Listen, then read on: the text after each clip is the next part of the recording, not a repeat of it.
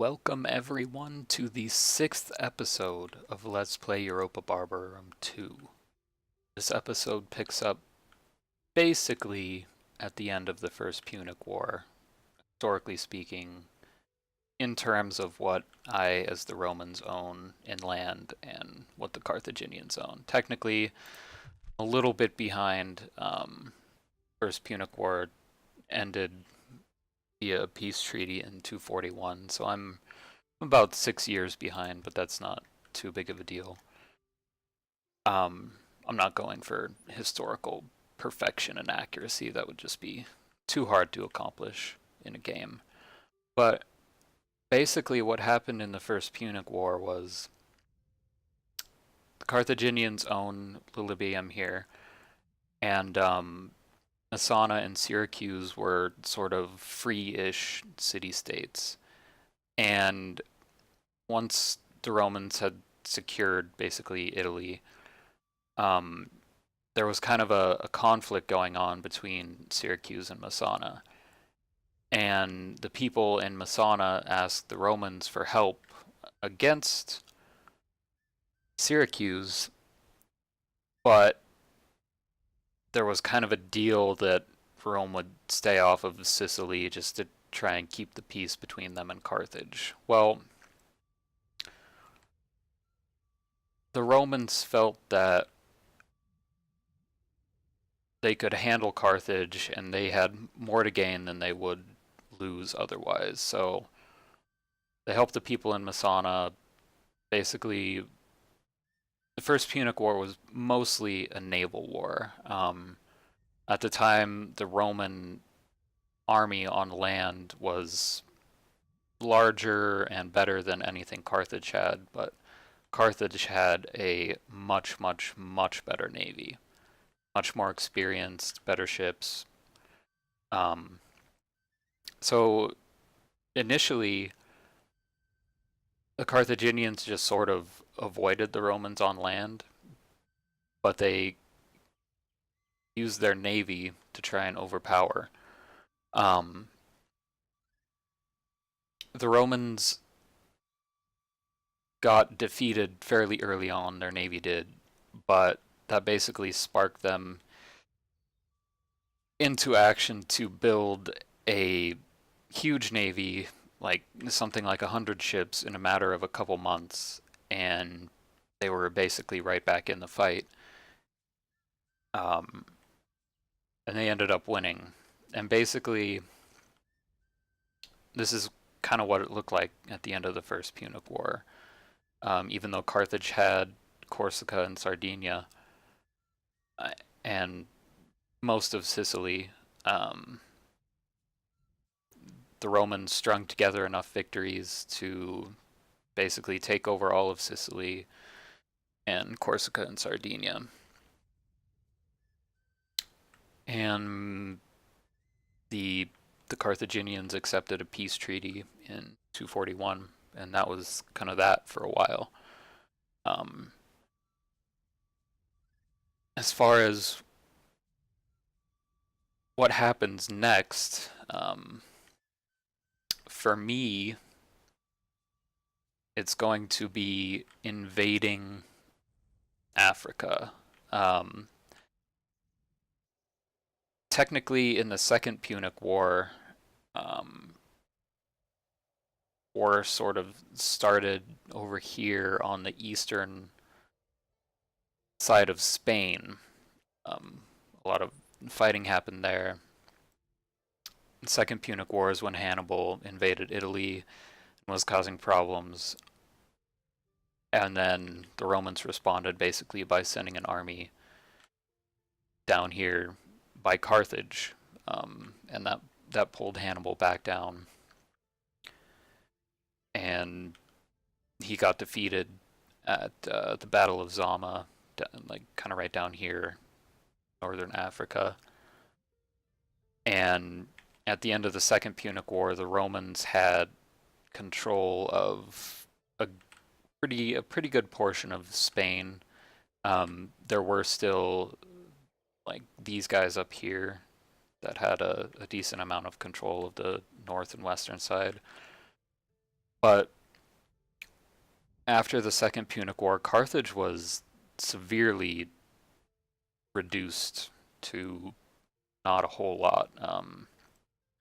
Their holdings of any importance was basically just Carthage. So the way I am going to conduct it is going to be a little bit different, like I said, because it's going to be a little bit too hard to follow what the Romans did historically, being that this is a turn-based game and it takes time to do everything, and you kind of have to worry about having too many enemies at the same time. Technically, during the Punic Wars, the Romans were also over here fighting the Macedonians, so they were kind of expanding in a couple different directions. But that's just going to be a little bit too hard to manage all at once, and I like to keep my big enemies to a minimum. And Carthage right now is still pretty large. Have a lot of provinces, and they're fairly wealthy. Can see their overall ranking. I'm doing quite a bit better. Their military is better than mine, but I'm not worried about that. Territorial, I've just surpassed them basically by taking their provinces and turning them into mine. And financially, I'm, as expected, I was saying earlier on that I knew once I got basically the core Italian cities, I would be in good shape financially, and that is starting to show. So, surprise, I ended the last episode kind of without saying anything, but maybe some of the more eagle-eyed viewers would have noticed that I did get the Polybian reforms. So my units are basically starting to turn into a more professional army.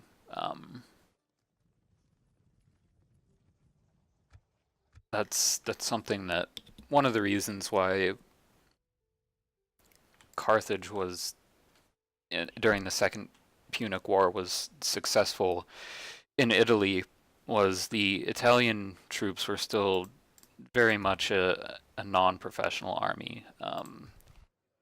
Their generals were basically appointed by the politicians, and the generals were basically politicians themselves, so you never really knew whether you were going to get a good general or not, and the units they were commanding were basically guys off the street.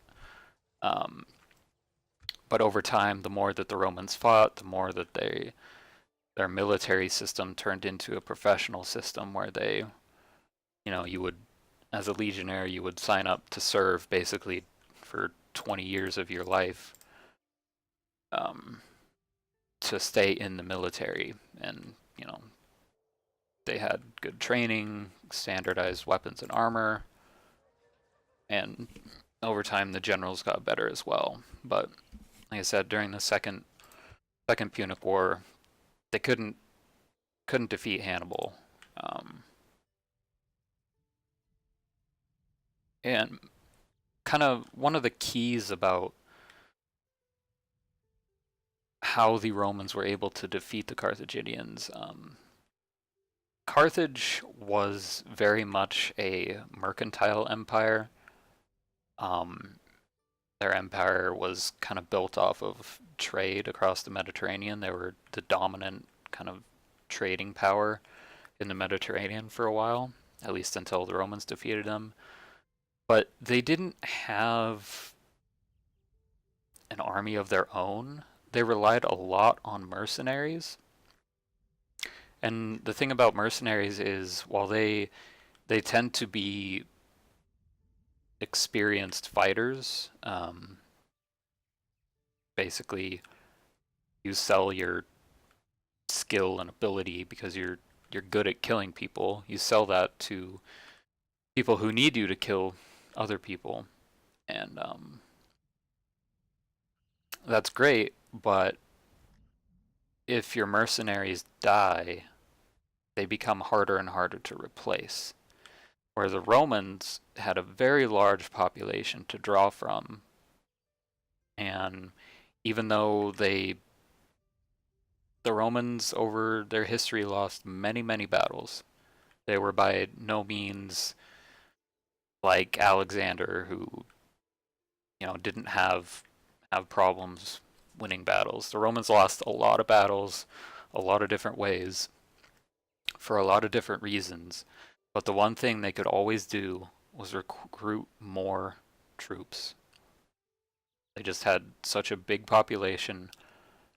They had a lot of money, especially after they defeated the Carthaginians, and they became the dominant trading power in the Mediterranean.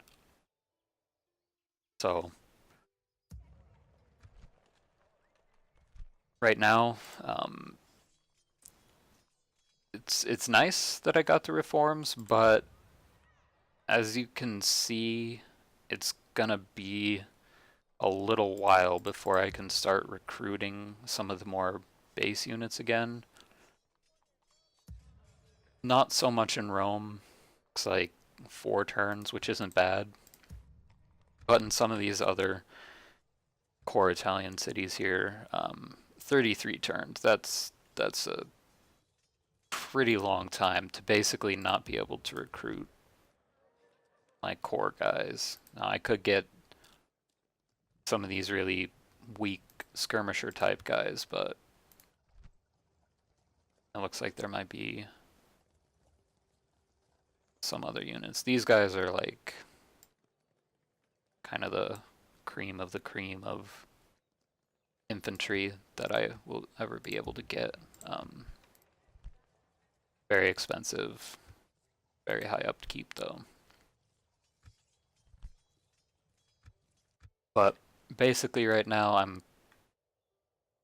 pretty stuck with what I got. I can recruit a few units here and there, but for the most part it'll be a while before I can actually recruit anything. However,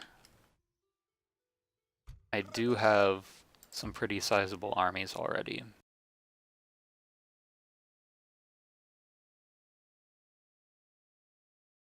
Another thing that's kind of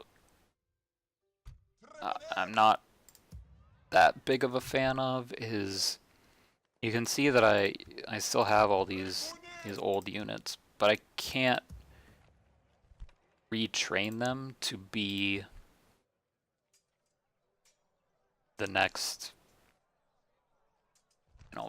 reform. I can't have them be reformed, so I'm basically stuck with them until they die or I disband them, which is a possibility, but considering it'll be a while before I actually have an army consisting of entirely reformed units, that's just not smart. As far as what's going on up here in the northern front, some of these, the Arverni here and the Suebos, starting to get a little bit threatening. We take a look at the rankings here. Look at military. Ernie, Suebos. You can see Suebos are really quite strong. Pretty threatening. I do have more territory and more money, which is basically how I'll end up winning. Not to mention that their armies are, they may have more military units, but mine are better morale, better organized. So that will come into play also, but right now I'm hoping that they just keep kind of fighting each other. I am technically at war with the Gitai here, and I got peace with the Macedonians. I was at war with them for a little bit, but they've also been up here fighting the Gitai, so there's that. But like I said, I am once I get this guy here, I'm gonna send him down, pick up this army, and basically swing over and go ahead and hit North Africa. I'm hoping that once I get maybe like these 3 cities here,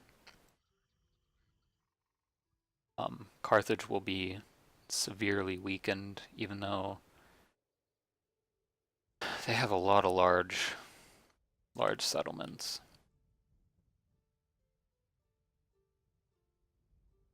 But this should be much like this part of Italy is kind of the heart of my empire. This should be kind of the heart of theirs. So once I take that, they should be severely weakened.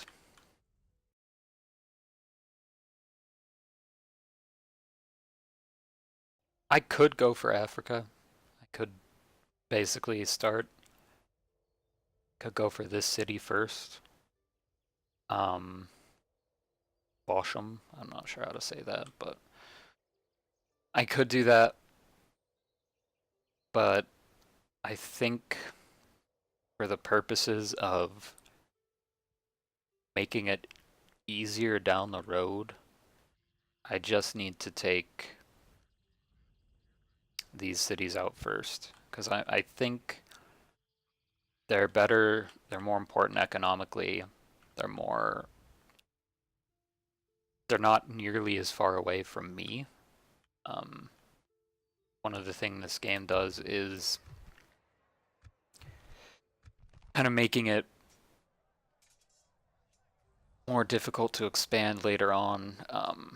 Distance from capital affects public order in a negative way. So the further away you get, or at least in my case from Rome, the more disorder there is going to be at places like this way over here. And that makes it harder to calm it down and then leave it with an army. It means you basically have to have an army that you can just leave there for an extended period of time. It's not that big of a deal, but it is kind of annoying. And it does tend to matter a little bit. This guy I think I saw was eligible for a quaestorship, so I'm gonna let him get his title. Tired, okay. Get his title and then I'll move him over. Maybe even, no, probably not by then, but still working a lot on building my cities up. I've kind of stopped a little bit on some of them. Like you can see here, there are some that I could build, but they affect public happiness, and right now become very difficult to try and, at least Tarentum has. I have never been able to get it calmed down. There's so much unrest, and I'm not sure why. But that's why I'm not building these in some places. Especially like these places up north. All of these have minuses to public happiness, so they're all on low tax rate already. So basically if I build them, they're more likely to potentially revolt. It's like I can build these 2 things because happiness and law, very good.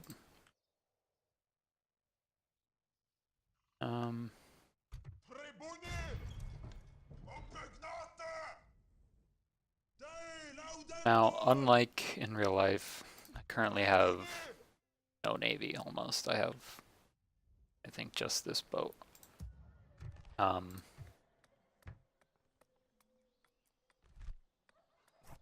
Guess I can start working on getting some bigger docks going that will allow me to build a better boat. Navies are really expensive. And really all I need mine for is to ferry guys from A to B.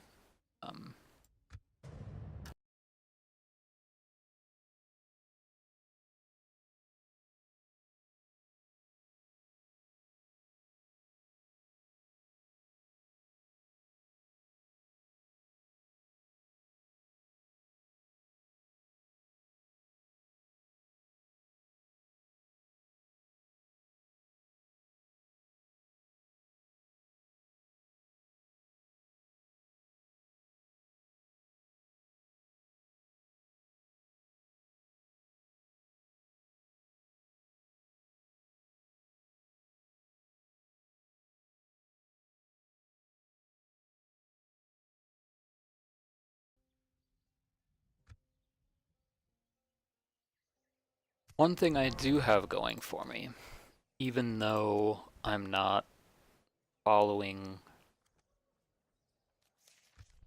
Wow.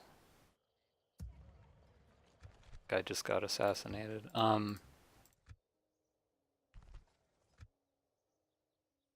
Even though I'm not following historically what the Romans did, I do have quite a bit of time to basically defeat Carthage. The Third Punic War ended in 146, so I have almost 100 years to defeat the entirety of Carthage. So we'll see if I can manage that, hopefully.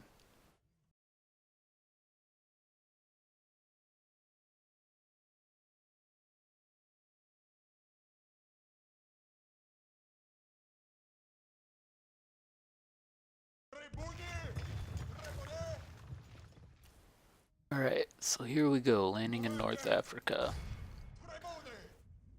Go ahead and siege this city. Looks like might be a couple armies that I'll have to deal with, but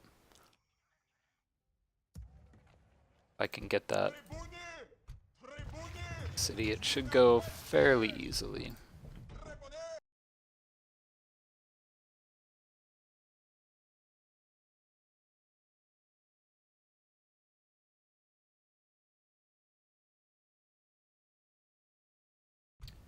Yeah, there's that army. If they... Oh good. Back at war with the Macedonians. That's inconvenient.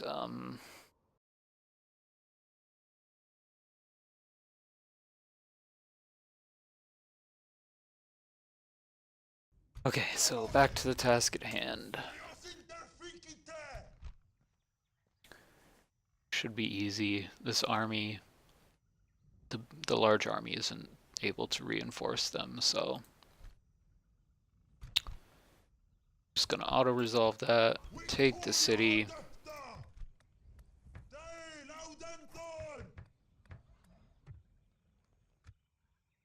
And that's that. I'm not worried about defending a city, so hopefully they just come and siege me and I can manage that, but what I'm afraid of, if I don't attack and get rid of this army first, is if this one comes and reinforces, they may just siege it for the full duration, and I could potentially lose that army. I can't afford that right now, because I have no way of rebuilding it, basically.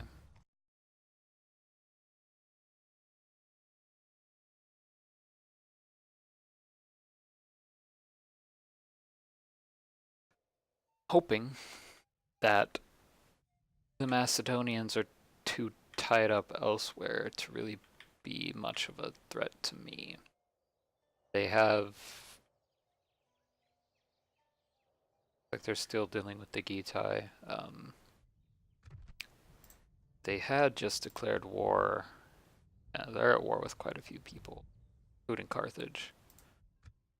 So we have that in common, but hopefully they're too tied up elsewhere to really be much of a problem for me.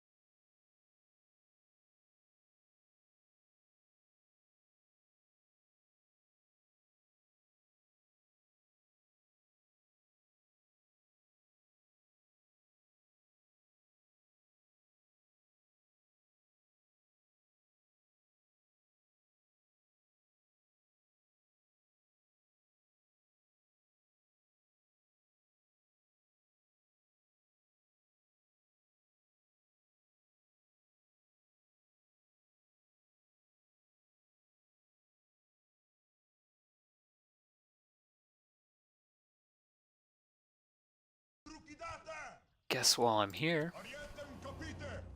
go ahead and take Carthage.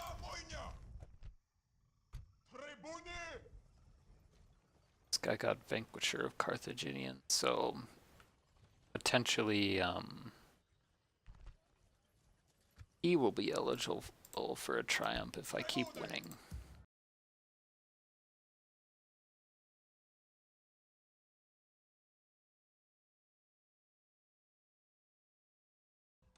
Alright, well, there we go.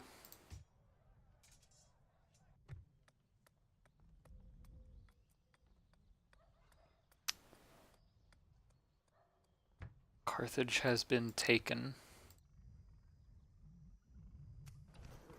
fairly easily. I mean, I'm not sure why the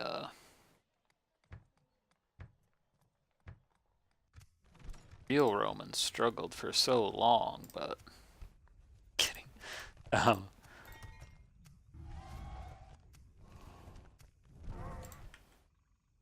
Definitely have this army coming over.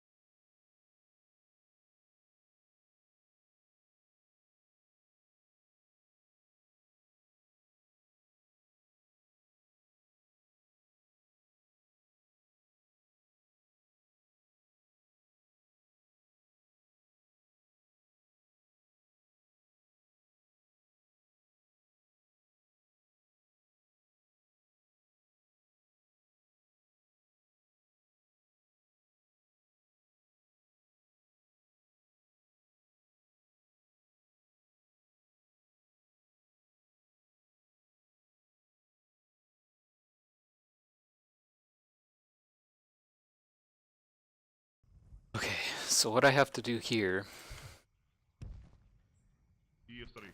kill this army, and swing back around and attack this one. I don't think... I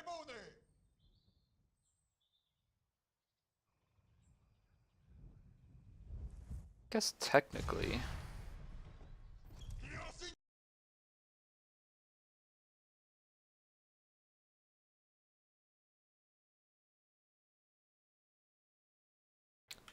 This army is starting to get a little weak, but I do have these guys starting to be able to recruit up here. It's just gonna be a little convenient.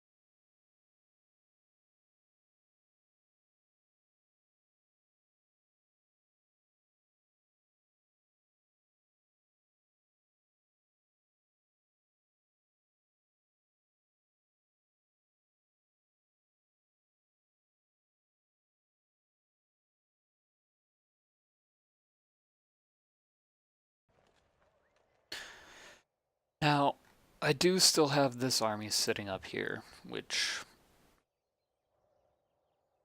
I could move some units away, but I'd like it to be there for later on, because I know I'm going to have to fight up north eventually. It's just a matter of time.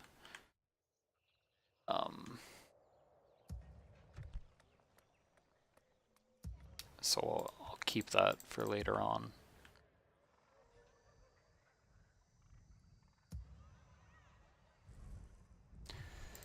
Let's see.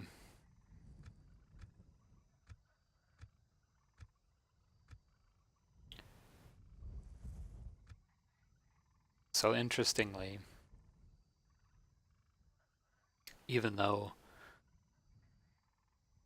I have taken two of their sort of main provinces, and even though their military is absolutely tanked,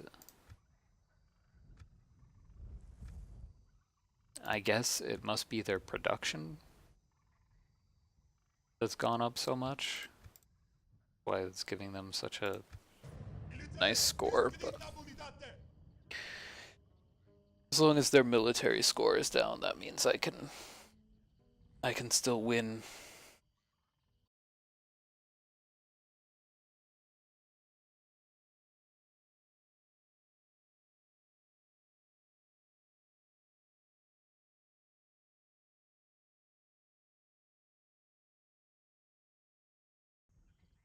Right now, Carthage is reeling pretty hard. It looks like most of what's left of their military, these two armies right here. So once I get rid of that, it should be pretty smooth sailing.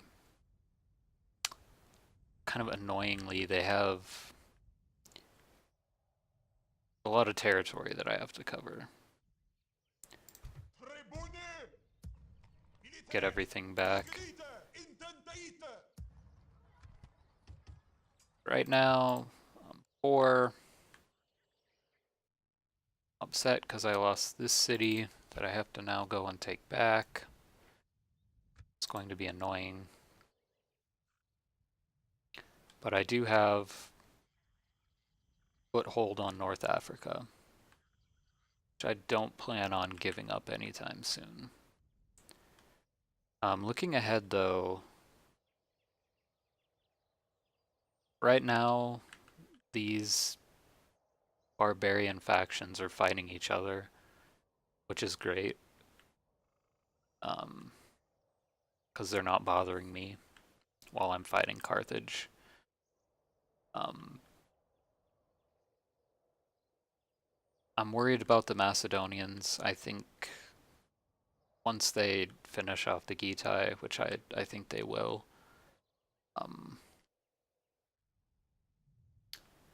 they're going to be a bit of a problem.